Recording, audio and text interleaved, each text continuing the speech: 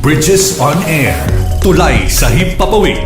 Panagsanib na puwersa ng PBS Radyo Pilipinas World Service at Commission on Filipinos Overseas. Magsisilbing tulay sa himpapawid para sa Filipino diaspora. Dala ay balita, impormasyon at serbisyo publiko na mag-uugnay sa pamahalaan at OFWs sa iba't ibang panig ng mundo. Bridges on Air. Tulay sa himpapawid. Tampok din ang mga Pilipino na nagbibigay inspirasyon, kampyon ng kultura, tradisyon at katatagan ng Pilipino sa kapwa Pinoy saan man sa mundo. Bridges on Air. Tulay sa himpapawid. Dito sa Radyo Pilipinas World Service.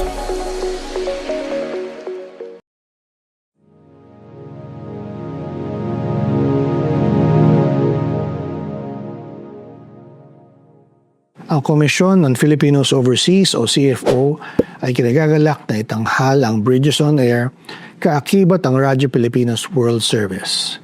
Para sa inyong kaalaman, ang CFO ay ang ahensya ng gobyerno na naatasang siguraduhin ang mga Pilipino saan man sa mundo ay may kaugnayan sa bansang Pilipinas. Nais ng CFO ng ating mga migrante ay kasama natin sa pambansang pag-unlad. Hangad ng CFO ang isang komunidad ng mga kagalang-galang at mahuhusay na Pilipino sa ibayong dagat na makabuluhang nag-aambag sa kapakanan ng bansang kanilang titirahan habang nanatili na matibay ang ugnayang pampolitika, pangkabuhayan at pangkultural sa Pilipinas. Kaya naman po ay nais namin ipakilala ang Bridges on Air, ang programang magbibigay ng boses sa mga Pilipino sa iba't ibang sulok ng mundo upang ibahagi ang kanilang kwento, tagumpay at mga pangarap bilang migrante. Nagpapasalamat po kami sa tulong ng Radyo Pilipinas World Service upang mabigyan ng pagkakataon ating mga kababayan sa ibayong dagat na maging kabalikat natin sa mga usapin at talakayan patungkol sa pabansang kaunlaran. Maraming salamat po. Mabuhay ang migranteng Pilipino. Mabuhay ang bagong Pilipinas.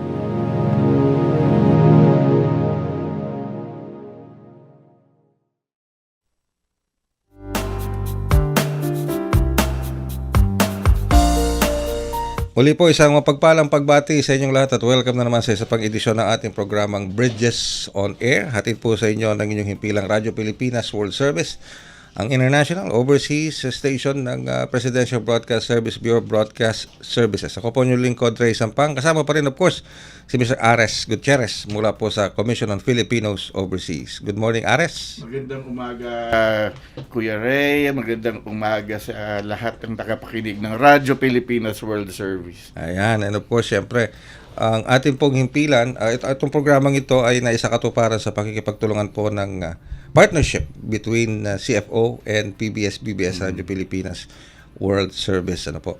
At syempre, para sa edisyong ito, marami na naman tayong hatid ng mga kaganapan, informasyon sa kanila. Ares, dahil ngayong araw na ito, isasagawa yung MAMS Award. Yes, Migration Advocacy Media Awards. Ito yung binibigay din. Ito yung binibigay nating award sa mga grupo at mga individuals na malaki ang naging ambag sa Filipino diaspora. Yan, okay. So mahabang event yan. Mamaya. Oo, magsisimula yan mamayang hapon hanggang inaasahan niya matapos medyo gabi na. Ayun, okay. And of course, makakasama natin dyan si Julius Madlang Bayan. Magbibigay sa atin ng ulat. Jairus Madlang Bayan ang ating CFO Community Correspondent dito sa Manila. Yes. Ayan. Maghahatid siya sa atin ng ilang mga kaganapan tungkol dyan. And of course, para sa ating segmentong Pinoy Ako segment, makakasama naman natin si Mr. Clifford Robin Temprosa Lee. Ayan. Yeah. Founder and CEO ng Dare to Change Consulting Incorporated. Live po siya sa ating studio. So pabatiin muna natin si Mr. Temprosa Lee. Good morning, Clifford. Good morning po. Good morning everyone here. Thank you for having me. Ayan, live studio po natin siya dito. At marami tayong mapag-uusapan mamaya kasama si Clifford. Hindi pa tayo umi-air eh. Marami na nating napapag-usapan. Marami na tayong tanong no? Baka kulangin yung isang oras dito sa atin. Anyway, interesting yung mga pinagpag-uusapan po natin. Pero alam nyo, itong si Clifford, multi-awarded din ito. Grabe rin ang listahan nito. No? Kung isa-isa yung listahan ni Clifford, ay baka maubos yung ano natin, yung buong ano natin sa intro pa lang. Haba ng profile. Pero impression ko dito kay, sabi nga niya, Cliff lang tawag natin sa kanya. Impression ko dito kay Cliff ay napaka down to earth. Diba? At saka may mga tanong ako sa kanya siguro mamaya. Para maliwanagan na rin yung ating mga kababayan dito sa Pilipinas, ano. Besides dito sa mga achievements niya, yung mga ginagawa, advocacies niya. Lalo na yung programa natin ay dinadala ng Voice of America. Yes, oo. So, maraming makakapakinig sa atin ng mga kababayan natin na nasa Estados Unidos. O nga pala, speaking of US, good morning pala sa Olson family.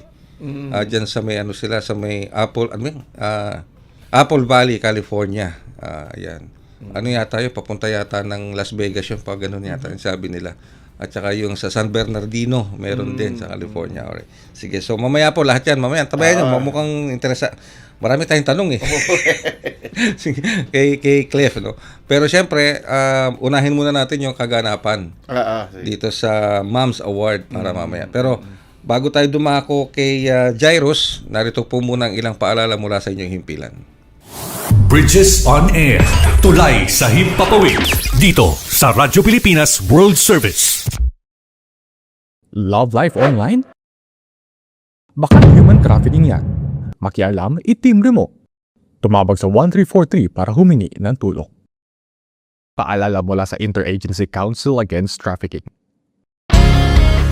Paano nga ba mag-register para magkaroon ng schedule sa Bagong Pilipinas Presidential Action Center? Narito ang mga dapat gawin. Gamit ang iyong mobile device, pumunta sa eGovPH app. Pwede itong i-download mula sa Apple App Store o sa Google Play Store. Gumawa ng account.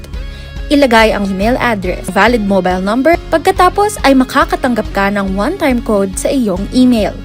Gamitin ang code sa eGov app para sa verification ng iyong account at ng mga impormasyong ibinigay. Congratulations! Meron ka ng eGovPH app account.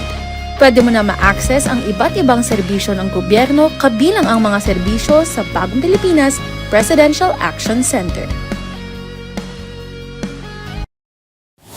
Bridges on Air. Tulay sa Himpapawid. Dito sa Radyo Pilipinas World Service. Okay, kayo po patuloy na sumusubaybay sa ating programang Bridges on Air. At dito po tayo ngayon sa ating tadako tayo, Ares, dito sa report ni Jairus. Mula dito para sa event na Moms Award ng CFO. Yes. Alright, nasa linya na ba si Jairus? Nasa linya na si Jairus? Okay. Jairus, Madlang Bayan, ating CFO Community Correspondent for today. Jairus, good morning. Ayan, good morning po Sir Ray, Sir Aris. Hi, Jairus. Magandang umaga po. Good morning, good morning. So, kamusta ang paghahanda natin sa event para dito sa Moms Award 2025? Ayun sir, bale yung preparations po natin sa Mom Awards dahil nagsimula po tayo ng June this 2025 po, nagkaroon tayo ng call for nominations.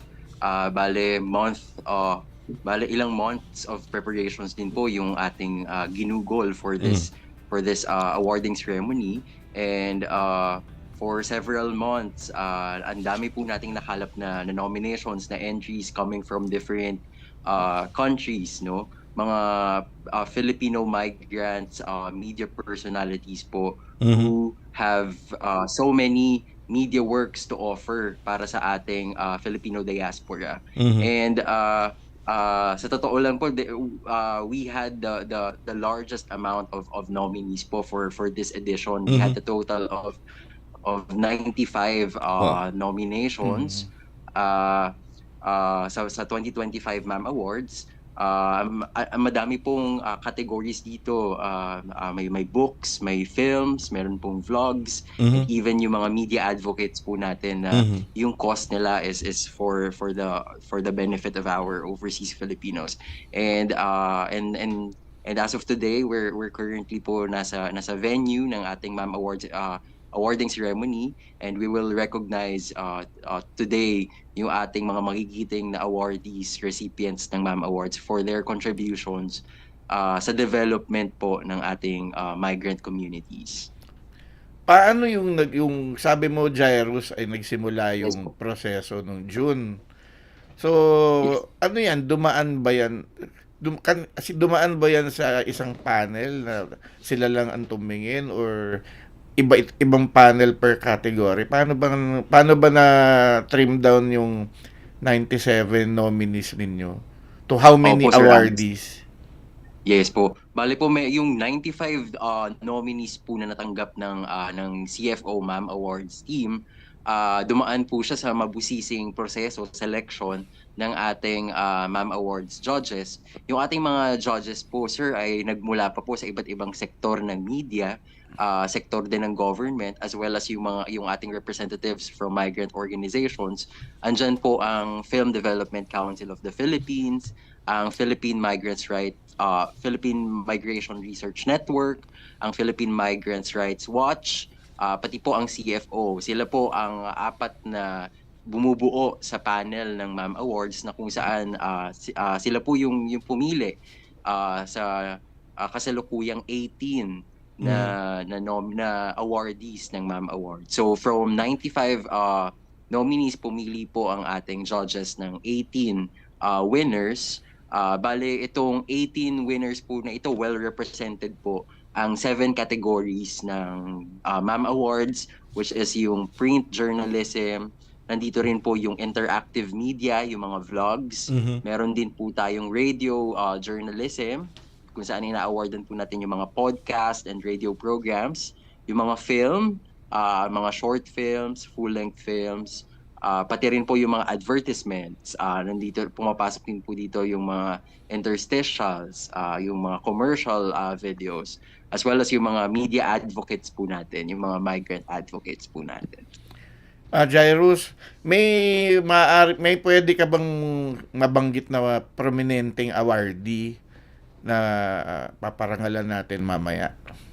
Ay, marami po, sir. Andyan, locally, sir, siguro para mas maging aware din po ang ating mga kababayan, baka familiar po sila, a-awardan po natin mamaya ang Kapuso Mo Jessica Soho in their special episode, Hello Love Dubai. Itong Hello Love Dubai po, fini-feature po niya yung isang Filipino community sa Dubai, na kung saan nagtayo po sila ng parang isang maliit na Filipino house. Parang nasa Pilipinas ka na po kahit nasa Dubai ka pa. As well as parang fini-feature din po nila yung mga struggles na naranasan ng ating mga OFW sa Dubai, and kung paano nila tinransform itong mga challenges na ito into something that can uplift their lives. Andyan din po ang MMK mamaya, na kung saan na-awardan din po natin sila for their episode Traffic Story, na pinagbibidahan po ni Bella Padilla, na kung saan maganda naman po itong dramatization ng human trafficking na nararanasan po ng ating mga kababayan sa ibang bansa. And as well as meron din po tayong mga advocates na dadating po mamaya na nagmula pa po sa Canada,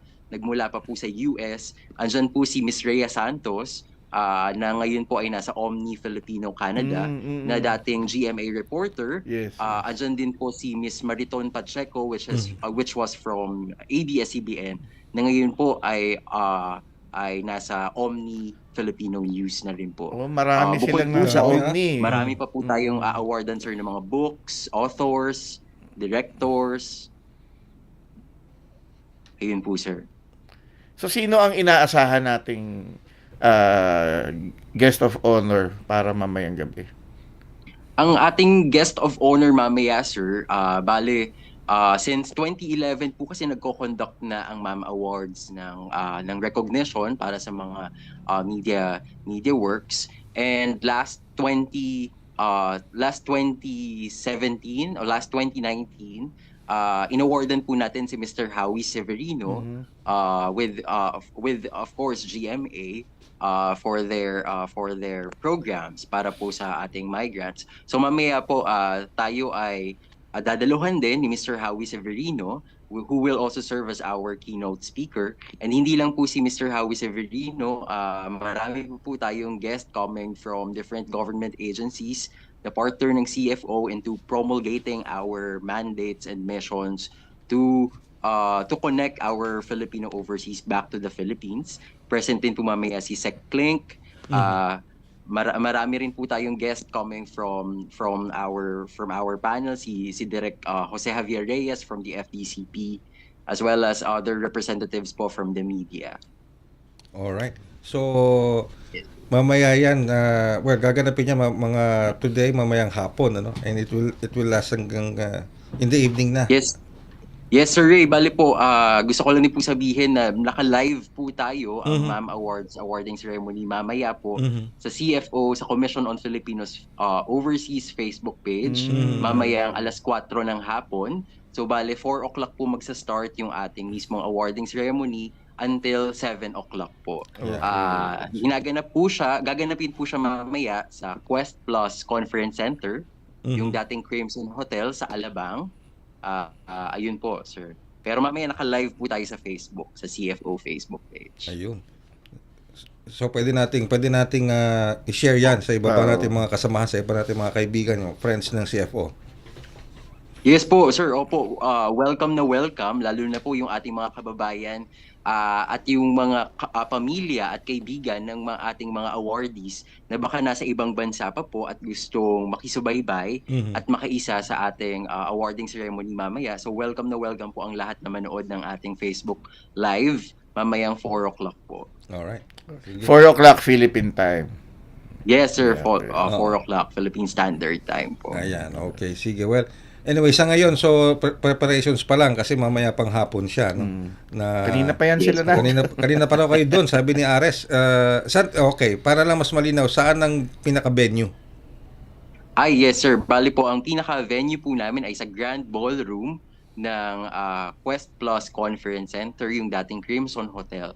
Sir, opo. Ma'am, dadaluhan po ito ng lahat ng awardees. Present po yung ating 18 awardees mamaya.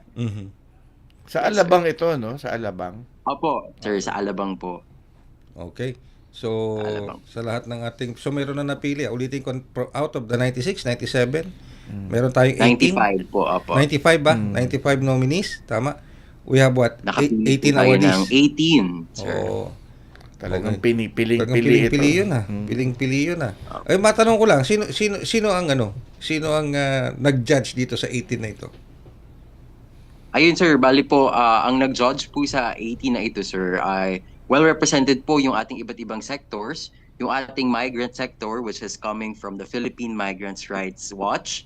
Tsaka po yung ating Philippine Migration Research Network. Sa ating media naman po, andito ang FDCP, pati po ang Film Development Council, pati po ang Presidential Communications Office, ang PCO, tsaka po ang CFO na pinapangunahan po ni Secretary Ang. Ayun, talaga. Alright, sige. So, ngayon pa lang, congratulations na doon sa 18 na mabibigyan ng maraming award. salamat, sir. Okay. Makakaabot po ang congratulations ni Oo, mamaya. pakiabot na lang ang aming pagbati sa kanila. At Yes, sir. so sa next year na naman, meron na naman ulit. Next year. Meron yan. Ayun, sir, bali po, ginaganap din po pala ang ating MAM Awards biennially. So every 2 years. Opo, mamaya, sir, magaganap din po yung launching ng ating PAFIO Awards, yung presidential awardees for our kababayans overseas naman po. Mamaya rin yan. Launching ng nomination. PAFIO Awards naman po. Isa pong awarding program din ng CFO, sir. Alright. Okay. Ares, may iba ka pang tanong kay Jairus? Wala na. Busy yan sila Busy na Jairus. ito, Oo. Itong si Clifford ay naging PAFIO award ito. Papio award na rin to. Talaga naman. Ay, meron pa bang award na hindi nakakuha ito? Ito, meron pa. Malamang manonominate doon sa Palagay isang ko, matinding palagay ko. award. Anyway, sige, di ko natatanungin muna si Jairus doon, ano? Okay, sige. Anyway, pwede ko ba, sige, para may suspense kung sino yung mga alright. Sige, so Jairus, maraming salamat ha, sa oras ay pinagkaloob mo sa amin at pagbibigay mo ng ulat tungkol dyan sa MAMS Award 2025.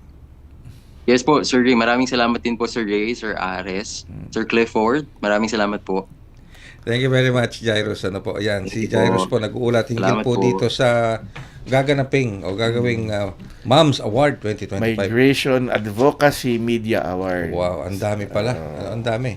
Ang daming 95, 96 nominations, tapos 18 lang ang mabibigyan. Oo. Salang-sala. Ano yan talagang binibigyan talaga ng panahon yung pagbibigay importansya sa contribution ng ating mga migrants. That's true. Ang malaki ang contribution. Kasi minsan, di ba, ang sinasabi, yung mga OFWs, ang mga overseas Filipino workers, through their remittances, help keep the economy afloat ng Pilipinas. Pero syempre, meron pang isang aspeto ng migration ng Pilipino. Yun yung Filipino diaspora, yung naninirahan na talaga, lumaki na sa ibang bansa, doon na nanirahan talaga, nakapag-establish na yung mga resident migrants na natin. Yeah. Yun yung isang aspeto na kung minsan hindi nakikita rin dito sa Pilipinas. Na ang laki rin ng role. Ang laki ng role. Doon pumapasok ang Commission on Filipinos Overseas. Tama. Okay. Mamaya makakausap na po natin ang ating Pinoy Ako para sa ating segmentong ito. At mamaya may papakilala na po namin ni Ares ang ating mga kasama ngayon. At we are very privileged to have him dito sa ating episode nito. Sa ika-4 na episode ng Bridges on Air. Pero bago yan, magbabalik pa rin po kami makalipas ang ilang paalala. Bridges on Air. Tulay sa Himpapawid. Dito sa Radyo Pilipinas World Service. Work abroad? Easy money. No visa. Baka human trafficking yan. Makialam, itimbre mo. Tumawag sa 1343 para humingi ng tulong. Paalala mula sa Interagency Council Against Trafficking. Mabilisang trivia. Dagdag talino. Heto na ang Dagling Kaalaman. Alam nyo ba na walang pagkain ang tunay na zero calorie? Sa halip, may mga pagkain na nagtataglay ng mababang bilang ng calorie na nakatutulong sa pagbawas ng timbang. Ilan sa mga ito ang mansanas, peras, pakwan, pipino, celery, kimchi at broccoli. Ikaw, ano ang madalas mong kainin habang nagdidieta? Kaunting kaalaman na malaking dagdag talino. Abangan muli ang susunod na Dagling Kaalaman. Bridges on Air. Tulay sa Himpapawid. Dito sa Radyo Pilipinas World Service.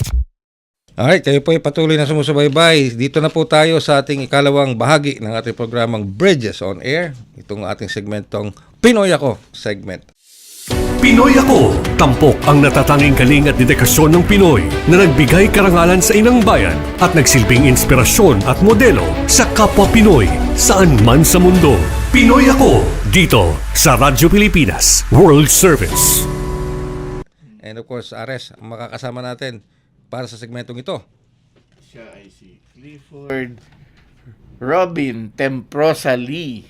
Ayan, Ito yung napakabata. He's only 25 years old. 25 years old. Who could... Pero ang accomplishment nito ay kahit doblehin mo yung edad mo. Inisip ko nga, 25 years old. Ano bang ginagawa ko? Ano bang ginagawa ko nung 25 years old ako?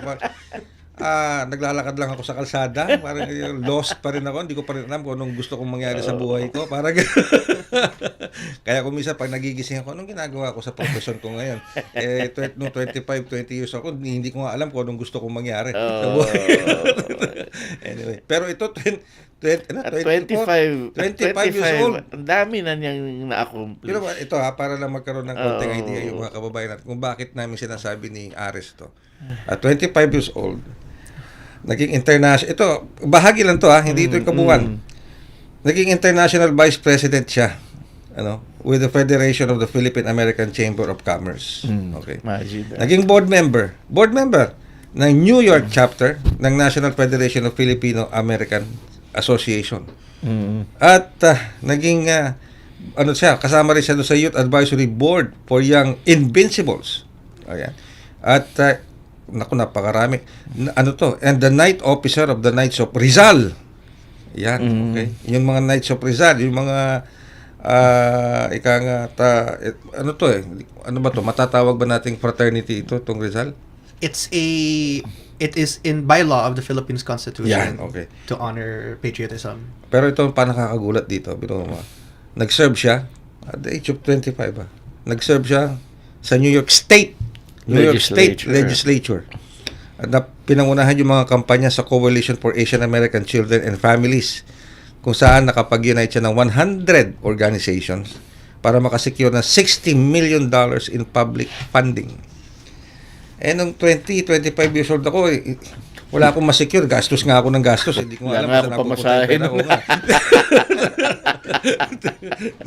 Okay. Kung 20 ako noon, tapos panahon ngayon, maraming gadget, baka walang natira eh. Puro gadget na lang siguro binili ko eh. Di ba?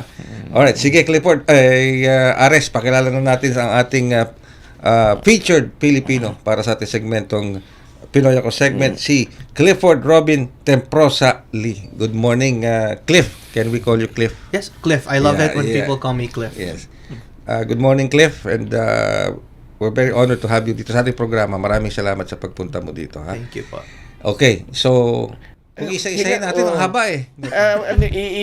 Ibalik na lang muna natin siguro, Kuya Reza. Oo. Grounding muna tayo. Oo, ground Saan muna ka tayo. pinanganak, Cliff? Pinanak po ko dito sa Manila, tapos nag-migrate kami to New York when I was 2 years old. So 2002 po. Tapos, kanina kasi nung nagkakwentuhan tayo na tumira ka ba sa Cainta?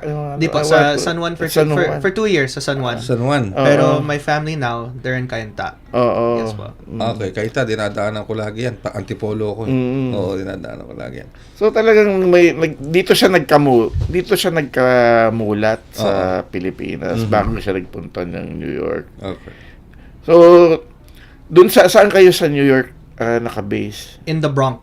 The Bronx. Sa sine ko lang napapanood. Oh, di ba may sine pa, Escape from the Bronx? The Bronx Tale. Okay. So, alright. So, sa ngayon, doon pa rin ang family mo? You Yes. still stay there sa Bronx? Yes po, sa New York po.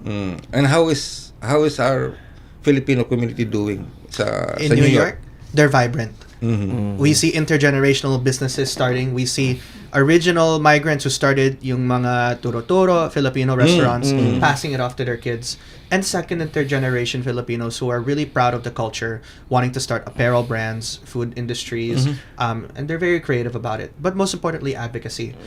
We worked on a campaign that won $1.6 million for NAFA, the nonprofit, to build a Filipino community center in New York. The Wow. first of its kind and the largest historical grant for any Filipino NGO in the States. Wow. Okay. Kanina may nabanggit siya sa atin, Kuya Ray, na you'll be launching a street named after Jose Rizal. Yes po.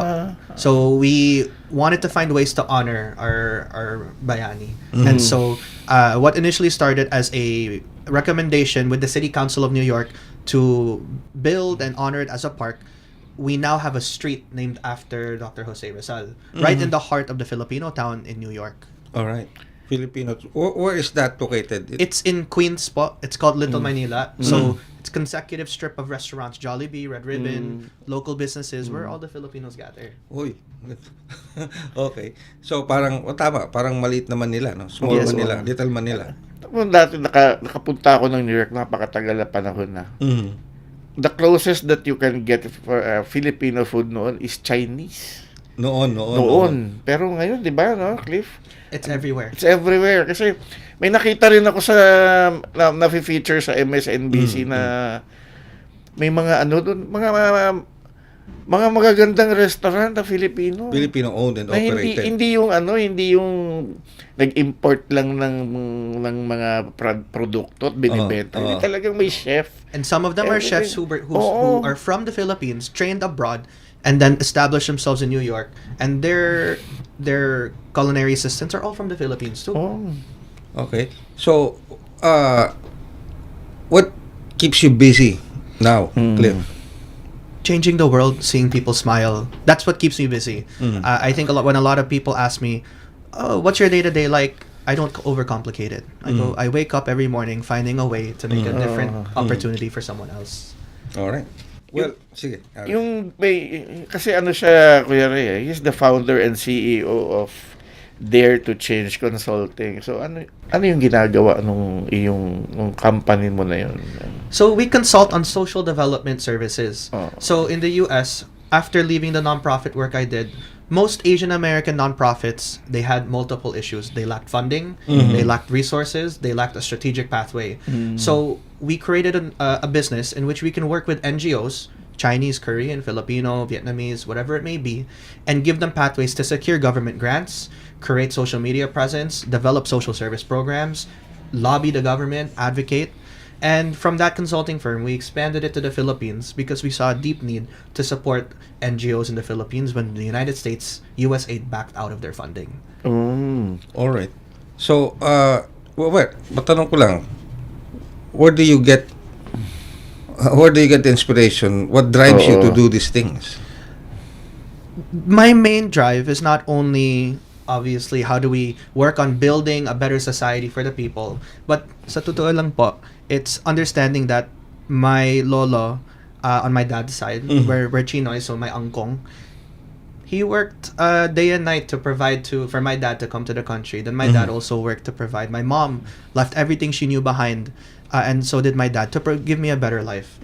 So at the basis of it, I need to succeed because there's so many people who are standing on my shoulders, Yes. wanting me to succeed. But also, I think at the core of it is humanity is so pure.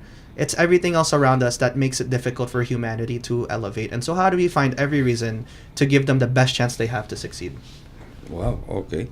Well, just to mention this, para malaman lang ng mga kababayan natin na nakikinig sa atin ngayon. Cliff was named 2023 New York Power Player Rising and the 2024 AAPI Power Player in Politics. Yes po. In politics, okay. So you are involved in politics? Yes po. I started when I was, I think, 19 or 20. Funny story, I was actually supposed to go to medical school. First Okay. time, I said, I don't want to do this. So I dropped out and I failed. Then I said, let's go to business because I was always good at it. But at the same time, in 2020, with the launch of COVID at the time, everyone was blaming Asian Americans for, Yes. for Oh, the yes, virus. yes. I said, I don't want to be those people standing behind a phone, criticizing people in power, people who are negative. I want to go in the streets and do food pantry distribution. All right. From there, I got involved in politics. I met my local government officials. I messaged them, I want to volunteer for you. 3 weeks after volunteering, they gave me a job. There you go. Wow. So siya yung gumawa naalala mo nung COVID, nung pandemic, yung may mga community pantry dito na nagkalat. So siya yung gumawa nun sa New York. Yes, Yeah. po. Mask relief. Yun ang ginawa niya dun. On the ground, no one knew who I was. And I didn't want them to know who I was. Yeah. Okay. So, going back to the Filipino community in the U.S., particularly in New York, do they have any means of connecting with the Philippines, their motherland, even though they've already been raised there, may sarili na sila pamilya doon, lumaki na sila? How do they keep roots with the Philippines? We're talking about second and third generation. Yes, diba? yes. For most of them, we have our own modern news outlet similar to ABS-CBN. It's called Collective Hustle, Filipinos in the Six, One Down Media. They talk about social and cultural issues, but for many of them, they still rely on what their titos and titas are saying, what Yes, their mom and yes. dads are saying about the issues of the Philippines. And social media in the digital age, they're able to see all the influencers talk about the issues of the country, whether it's issues on the corruption, to economic mobility, to, hey, you should buy a condo in BGC. They all get that readily available. So hindi third hand information, Hindi, second hand or hindi. third. Talagang Oo. fresh from the ground yung information na kukuha ng mga bata ngayon. And speaking of media, si Clifford pala ay isa rin contributing journalist. Yes. Yes, Contributing nabanggit journalist na, oo. regarding non-profit politics and policy with ABS-CBN International. Yes po. Yan. Alright. Baka pwede na rin natin silang maimbitahan sa World Service. Why? You're very much welcome dito. Di ba? Okay. With the Napakalaking sa atin kung Yes. kasama natin si Cliff. Oo, malaki talaga. Anyway, so Cliff, what are the challenges currently facing Filipinos now in the US? I think a lot of them are very much scared about the deportation crisis. All right. They don't know what to do. There's a lot of misinformation. They don't have the funds to repatriate maybe. I think the foreign mission has a fund for foreign nationals. I'm not sure where they are of it, but it's a great program where they will support the financial endeavors to get them back home. But lot of them are scared. There's no overcomplication of it, right? They don't know what to do. They don't know where to go. And there's a lot of mobilization of resources, Filipino pro bono attorneys who are coming in. But at the time, I think there's a battle between Filipinos who are of the mentality that others should get deported, right? And the ones who are out of status or undocumented who feel like they have the right to stay in the country. If they pay taxes, they work, they contribute to the local economy, right? That's the main challenge. Second, it's how do we get representation in the legislatures across the United States? Every state, Filipinos are growing, is one of the largest growing economic communities in the country, especially as an Asian American subgroup. However, we lack political representation and power in terms of government officials, whether it's a commission, to a legislator, to a senator. And thirdly, it's how do we view political power as a community? Do we vote? Where do we vote? When do we vote? Do we even see Filipinos voting for the overseas elections? Right? Not alone voting in New York State. Are they voting back home where, right? They serve as Overseas citizens? voting. Absentee voting po. natin. Yes po. Wow, okay. So Yun nga yung napasok na yung New York State Legislator. Ang sabi ni Cliff sa akin kanina, you're representing the Asian Americans, hindi lang Filipino. Yes. So, okay. So, how does the Filipino community compare to other foreign communities? In terms of political power? Yes, in terms of political power. I would say we have a lot more to get done, right? The Chinese community, the Korean community, the Indian communities, they're mobilizing unlike every other community because they understand they not only need to vote, but they need to put money behind those resources. My perspective is that because Filipinos historically have a proficiency in English, when they get to the States, they don't need to go through the same cycles that other communities do where they do not speak English. All right. Meaning, more likely a Filipino American will not be able to speak Tagalog as compared to a same generation migrant whose parents only speak Mandarin, where they have to learn Mandarin and English. Because of that, work becomes easier for people to receive. Promotions are easier, they're a lot faster. And so when that is more accessible, they become laid back about the political nuance that they're surrounded by. Okay. Ganon. Parang they have this sense of complacency. Complacency and security because they're able to communicate with every other culture around them. And so that makes it easier for them to access jobs and opportunities. Advantage rin ng Pilipino yung English proficiency. Yes po. Yes, yun naman talaga lagi ang ang number one na... Then advantage naman ni Cliff being a community leader. That he speaks the language. Yes. That's true. Diba? Kasi communication yan eh. Kailangan marunong ka lumevel sa kung kanino ka humihingi ng tulong at kung sino yung tinutulungan. Yes. Kanina nabanggit ni Cliff na may mga problema lalo na doon sa mga another side of the Filipino community na sabihin na nating illegally were nakapunta sa US, no? Na walang proper documents and they're looking ways kung paano sila matutulungan. Paano ang role makakatulong ba dito ang Commission on Filipinos Overseas? Actually yung etong nandito si Clifford kasama natin. It's already a reflection on how we are trying to access leaders like him, lalo na bata pa siya. Yes, so kasi malaki talaga yung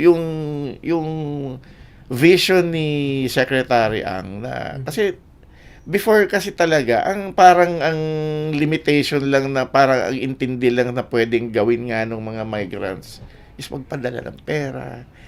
remittances lang. Ganun lang, padala ng pera, mag-sponsor ng kung ano-ano. Pero yung how to tap this rich resource, talent, yung ideas, yung pinapaliwanag niya kanina, yun yung hinahabol ng CFO. Kasi yun naman talaga yung mandate eh. Okay. Pero ngayon lang siya na-highlight. Yun na nga eh. And hopefully sa programang ito, sa iba pa mga programa in the future, ma-amplify. Ma-amplify. So, okay. Yung embassy ba natin dito, what are they doing para dito sa mga distress ng mga Pilipinos na ito? They're doing as much outreach that they can in order to get the marketing out, and then that hey, these are what you should avail for, that they can take client cases based case by case scenario, working with attorneys. But we have to understand that once a Filipino migrant goes into a different country, an embassy can only do so much legally, Yes. right, to Yes, support yes, them. yes. So every time someone makes a criticism, we have to understand what the root of that is. It's not necessarily the government or the Filipino government, right? It's they're doing everything in their power, but it's about how every other community can supplement the government to do its job, right? Because if we always point fingers at one entity, we'll never get the job done. We ourselves have to say, I'm willing to work with you. What can I offer you? Because I know you have the administrative power. But we as a local community who can organize Caviteños, people from Cagayan de Oro, people who are from Cebu, we can get you the people and disseminate your information faster. Okay. So, is it safe to say that the immigration laws now under the Trump administration, this is his second term as president, is really targeting illegal migrants, those who illegally entered the U.S., not those who are legally residing and living or working in the U.S. Not those who are legally there, or just the ones who are recently coming. or recently coming? No, they're targeting everyone. Everyone. Everyone. There is an emphasis on South Americans, but everyone. There is no. It's not discriminatory. Okay. If you don't have status or paperwork, That's we're it. gonna find you. That's it. All right. So it's not, it's not just zeroing on a certain nationality or certain people. It's for all. No? Parang basic law enforcement. Oo. Yes, Ganun boss. lang siya talaga. Anyway, okay, Aris, may iba ka pang tanong? Gusto ko ipakwento kay Cliff yung yung ginagawa niya ngayon, kaya siya nandito eh. Yes. Oo. Alright. So, tulad ng tanong ni Ares, ano bang mga activities mo here in the Oo. Philippines? Yes, and before I go, I want to preface that I do want to come from a place of humility, that I spent 6 months to meet from the barangay level Oh, really? Okay. to the community, to businesses, about what they feel the issues are about progress in society. And from that outcome, we launched 2 pieces. Dare to Change Consulting, we expanded to the Philippines so we can help NGOs scale. How can we get corporations like Deloitte and SM to work with a local NGO from Nueva Ecija who has the talent, who has the connections, but need the money and capital to do the work that they need to get done? So we connect those two. Second is the Dare to Dream Fund, which I'm so happy that we have launched. It's a fund in which we can seed capital and invest in young entrepreneurs, ideally 18 to 35. However, we have a focus on public university students. All right. The Okay. university students who work so hard, stay up later, are working class students, but just need capital. As long as they are a business or present a business model that has a social impact model, we will give them seed capital. We will find them a matching contributor abroad, a Filipino diaspora member. Ideally, the target is OFWs, right? So if they have $1,000 to spare, instead of maybe remitting in a balikbayan box, here's 1,000 so that you can spend on starting a business and investing in a business in your local community. So instead of buying condos, this is now active income for you and your family. So I'll give them 50,000 pesos. Someone else will give them 50,000 pesos as an investor. As long as, for example, the cafe that they want to start employs single moms. The grocery store they want to start has out-of-school youth. The restaurant they want to start teaches mental health every single month, or addiction prevention services. We'll give you capital for that. There's no discrimination. Wow. And does not matter where. So, this is ongoing, Dare to Dream. We just started it last week. We announced it at the Balikbayan conference All right. because we believe that if you dare to dream for the nation, we will dare to invest in you. Ibang klase yun. Wow. Okay. May naisip kagad ako. We can do a program entitled Dare to Dream. With Cliff. Di ba? Dare to Dream.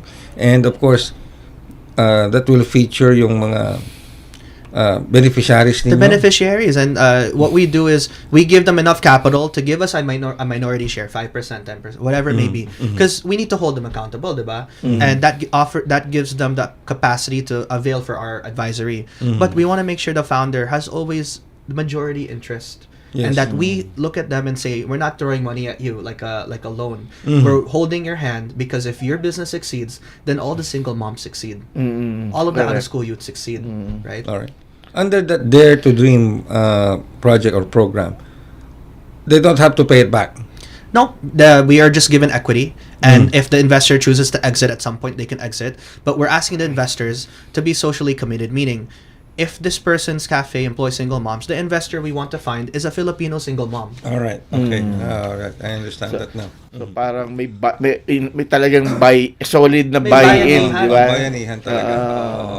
Hindi katulad ng iba na, bigay lang pera. 50,000, bahala ka sa buhay mo. Parang ganun. Yeah, and we don't want them to pay interest, right?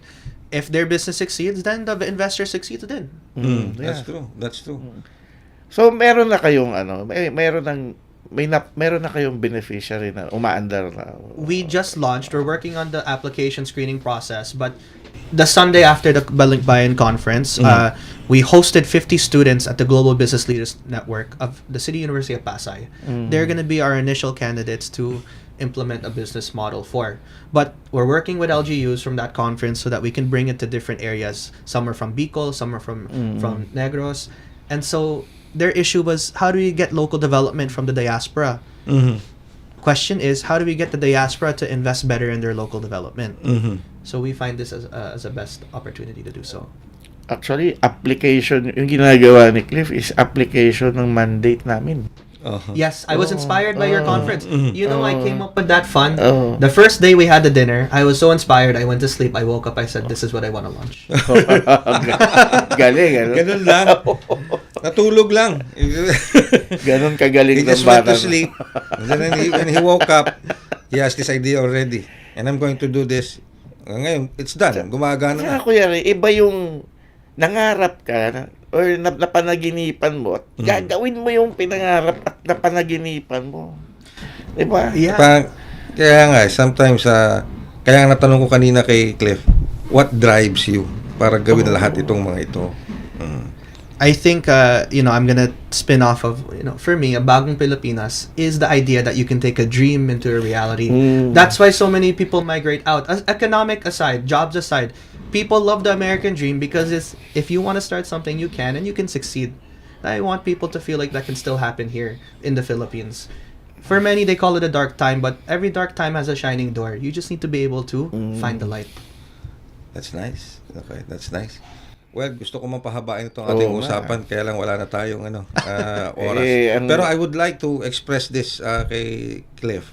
Lalo na particular dun sa Dare to Dream program project mo. If we could expound it more, and probably if we could regularly he can have a program here in Radio Pilipinas. We're going to offer that slot for Dare to Dream, para kay Thank you Cliff po. at sa mga kung sino man yung mga kasama niya. At least that will serve more than an inspiration para sa ating mga kababayan dito sa Pilipinas at sa Filipino diaspora. Imagine 20-year-olds who Yes. yesterday they never thought they could start a business because they have debt that they can't find capital. And now they're able to do it. Kaya nga di ba sabi ko kanina Ares Cliff nung ini-introduce natin siya, nung 25 years old ako, hindi ko nga alam kung anong gusto kong mangyari sa buhay ko. Noon yun noon na I still don't know what I want to do, but all I can say is I want to provide. Yeah. Pero alam mo, yung talking to him, parang iniisip ko yung may kausap kasi ako kahapon. Ang reklamo namin pareho, yung mga bata ngayon na parang yung mga generation ngayon. Parang hindi namin masyadong maintindihan. Pero ganoon din naman tayo nung bata tayo, diba? Pero iba din yung and then here comes Cliff. Yes. Na meron siyang idea kung paano i-harness yung parang gap na yun. Maganda nga eh. Sana tulungan ng Radyo Pilipinas. Cliff. Yes, and we're open to that. At hopefully open din sila Cliff at yun sa Dare to Dream program. Siyempre po, I want to challenge every young person out there that they can do this, and I want to challenge every Filipino. If you have some funding, some extra money, we'll take it and invest it into a business of a young person, and then you'll see it reward yourself. Okay, so watch out for that. Yung mga bagong programa dito sa Radyo Pilipinas World Service. Tabayanan niyo po yan. Alright, sige. Well, thank you very much, Cliff. Thank you so much for your time. And, ano pa bang masasabi namin sa iyo? Alam mo, dapat si Cliff pang one of these days mapapangalanan tong 10 outstanding young men. Sana. Eh. Yun nga nasa isip ko. I Diba? hope someday TOY, makita kita doon na Oo. 'di ba? Yung 10 most outstanding Filipino youth na Di ba may achievers. ganung award? Meron. And sana, babalik ka ba kagad sa New York? December 24, I'll go back and I'll be back here in March for Ayun, 4 okay. months again. You don't have plans to stay dito na permanently sa Pilipinas? I have to stay 6 months. 6 months. Kasi Okay. balikbayan ako still, so I can't stay more than 1 year. Kasi ganito, yung mga katulad ni Cliff ang kailangan natin dito ngayon sa Pilipinas. But we need to learn from you, ha? It's my critique on on my generation. We keep saying people don't want to hear us, but we need to ask ourselves, how often do we hear the other side? Very quick joke. Yes. I'll be honest, I was an accident. My parents were very young when they had me. And when even the issue of reproductive justice, if you're from America and you're Filipino, of course you're very much more liberal about it.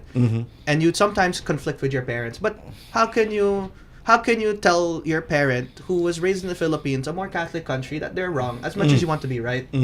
So that listening portion is exactly what generationally we need here everywhere around the world. That's Right.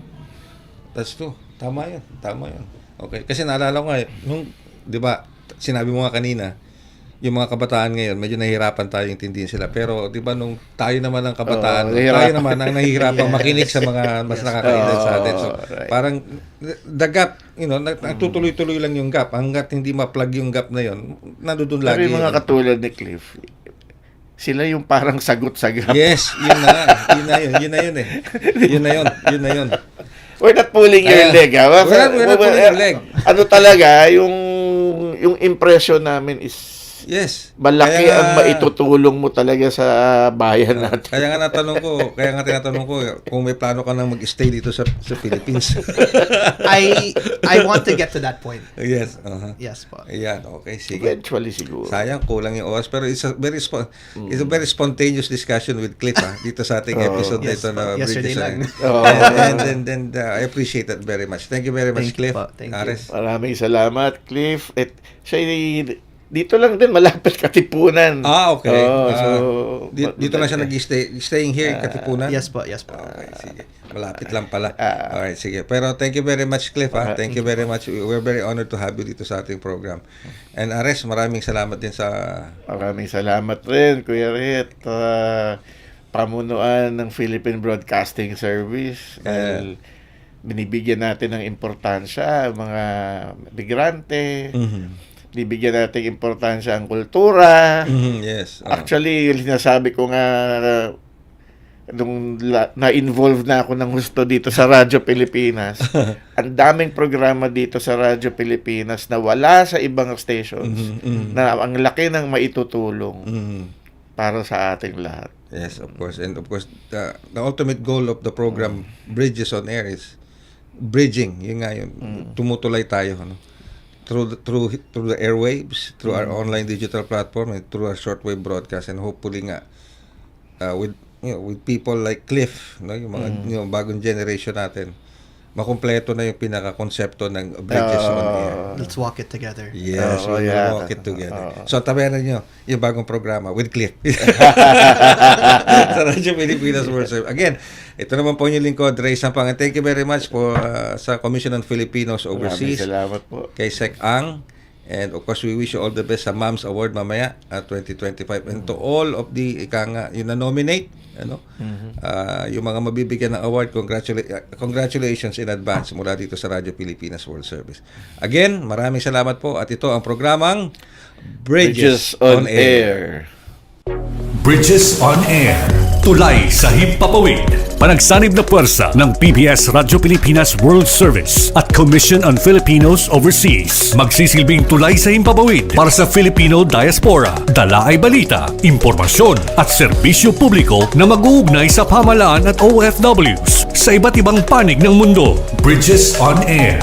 Tulay sa himpapawid. Tampok din ang mga Pilipino na nagbibigay inspirasyon, kampyon ng kultura, tradisyon at katatagan ng Pilipino sa kapwa Pinoy saan man sa mundo. Bridges on Air. Tulay sa himpapawid. Dito sa Radyo Pilipinas World Service.